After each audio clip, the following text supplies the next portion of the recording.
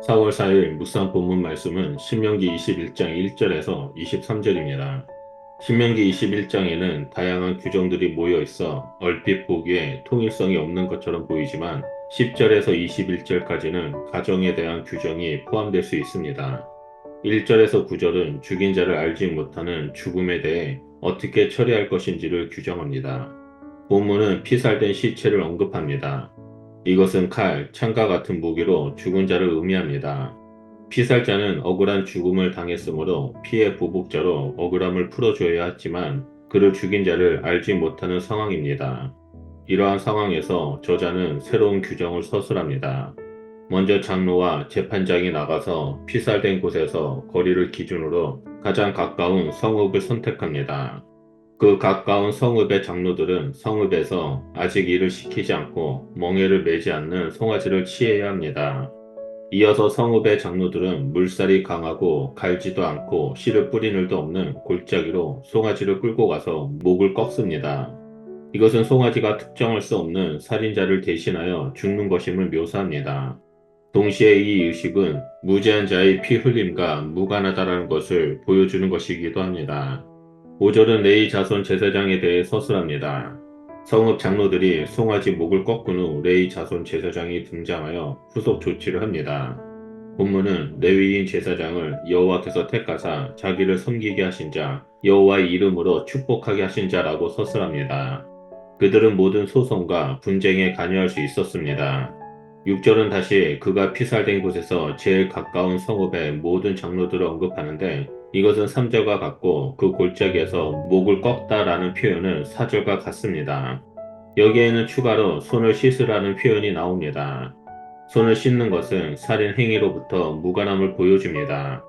이어서 7절과 8절, 9절은 자신의 무죄함을 말하며 여호와께서 무죄한 피를 주의 백성 이스라엘 중에 머물러 두지 않기를 간구합니다.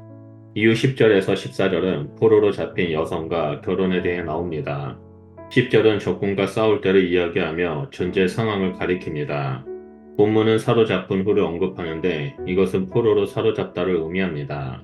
11절에서는 포로로 잡은 여인을 아내로 삼는 규정을 규정합니다. 여기서 포로로 잡힌 여인이 이스라엘 여인이 아닌 이방 여인을 말합니다. 따라서 이스라엘과 이방인의 결혼을 허용하고 있음을 볼 수 있습니다. 율법은 이스라엘 남자가 포로 여성을 아내로 삼고자 하는 경우에 그 여인을 아내로 삼기 위한 절차를 서술합니다. 본문은 이스라엘 남자에게 그녀를 열정적으로 사랑해야 한다라는 것을 요구합니다. 그렇게 하지 않으면 그녀를 욕보이는 행위가 됩니다. 12절 후반부에는 여성의 행위에 대해 묘사합니다. 첫째, 그녀는 머리를 밀고 손톱을 잘라야 합니다. 이는 11절에서 그녀가 아리따운 여성이라고 말하지만 이러한 행위로 아름다움이 사라졌음에도 그녀를 맞이할 것인가에 대한 물음입니다. 또한 이 행위는 그녀에게 새 출발을 의미합니다. 둘째, 그녀는 포로의 의복을 벗고 부모를 위하여 한 달 동안 애곡할 수 있습니다. 그녀는 사로잡힐 때 입고 있던 옷을 벗음으로써 자유인의 신분이 회복됩니다. 이러한 규정은 율법의 인도주의적 성격을 보여줍니다. 하지만 14절에서 다른 분위기를 언급합니다. 남성이 그 여성을 기뻐하지 않는 경우 아내로 맞이했던 여인을 그녀 마음대로 가게 하고 결코 돈을 받고 팔지 말라고 명령합니다. 그리고 종으로 여기지 말라고 말합니다.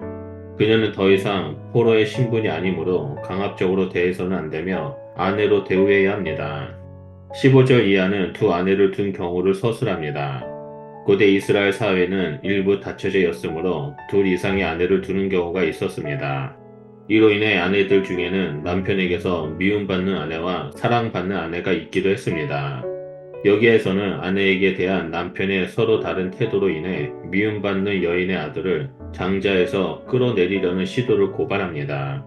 사랑받는 여인의 아들을 장자로 앞세우려는 이유는 장자에게 소유의 두 몫이 배정되기 때문입니다. 신명기 규정은 아버지에 의해 장자권이 임의로 바뀌는 것을 제한합니다. 이러한 조치는 아버지의 권한을 제한하는 것이며 동시에 미움받은 한 여성의 권리를 보호하려는 규정입니다. 18절 이하는 다시 한번 가정에 대한 규정을 다루고 있습니다. 완악과 폐역이라는 표현으로 페류나에 대한 규정을 다룹니다. 본문은 반복하여 듣지 않는 아들을 강조합니다.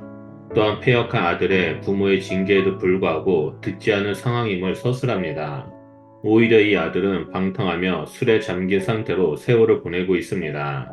이러한 모습은 노쇠한 부모를 업신여기는 장성한 자녀에 대한 규정임을 알려줍니다. 이 율법은 이후 십계명에 나오는 부모를 경홀히 여기는 자로 나오며 이스라엘에서 근절되어야 할 자녀의 모습입니다. 오늘 본문 말씀에 나오는 율법은 이스라엘 백성이 신앙과 생활이 어떻게 조화롭게 이루어지는지를 보여줍니다. 먼저 미 해결 살인인 경우 시신과 가장 가까운 성읍이 책임을 지고 속죄 의식을 치르는 것을 통해 공적 책임을 보여주고 있습니다. 또한 포로로 잡힌 여인을 통해 가장 낮은 자의 인권을 존중하고 예우를 다하는 것을 보여줍니다. 또한 일부 다처제의 예를 통해 아버지의 변덕으로 자식이 고통을 당해서는 안 되고 아들의 고칠 수 없는 악행에 부모가 고통을 당해서도 안 되는 것을 보여줍니다. 하나님의 나라는 모두가 존중을 받는 나라입니다.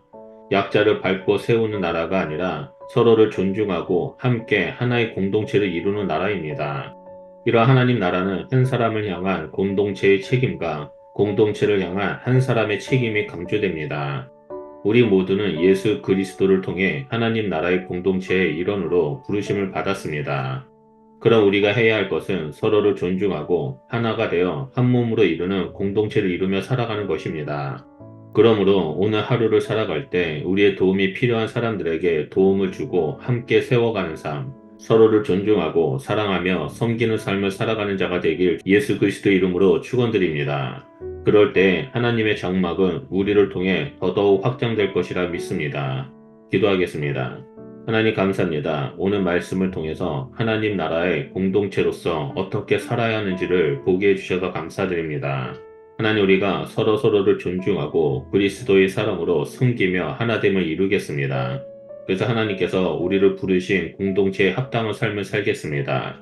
우리가 서로를 존중하며 섬기며 서로를 세워가는 삶을 살아갈 때 우리의 삶을 통해 이 땅 가운데 하나님의 나라가 확장되는 일들이 일어날 수 있도록 역사하여 주시옵소서.